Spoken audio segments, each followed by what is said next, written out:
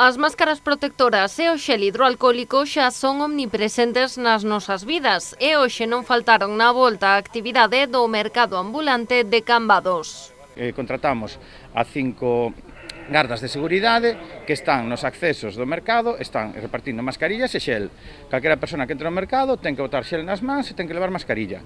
Así o que intentamos é dar maior seguridade aos usuarios e maior seguridade tamén aos vendedores. A parte os vendedores tamén teñen xel, tamén están traballando con mascarilla e nós o que queremos é que a xente poida vir a comprar segura. 150 postos dos 175 habituais decidiron retomar a súa actividade. Estrearon medidas e tamén nova ubicación. O Concello ampliou o espazo ocupado polo mercado para que puideran montar todos os vendedores e ao mesmo tempo garantir as distancias de seguridade. Decidimos ampliar distintas zonas do mercado, no paseo marítimo chegan ata o final do paseo marítimo, co cual aí duplicamos xa a zona, e despois se ubicaron novas zonas, que foi o aparcamento que hai detrás da plaza e o aparcamento tamén que está na zona da Alameda de San Tomé. E a maiores tamén se colleu esta Rúa Nova. Con eso o que facemos é que haya distanciamento entre postos de 3 metros entre cada posto e de 6 metros en fronte. Aquí na Rúa Nova, como non dan os 6 metros para poñer un posto en frente de outro, o que facemos foi poñelos en zigzag, para evitar que haya un posto en frente de outro.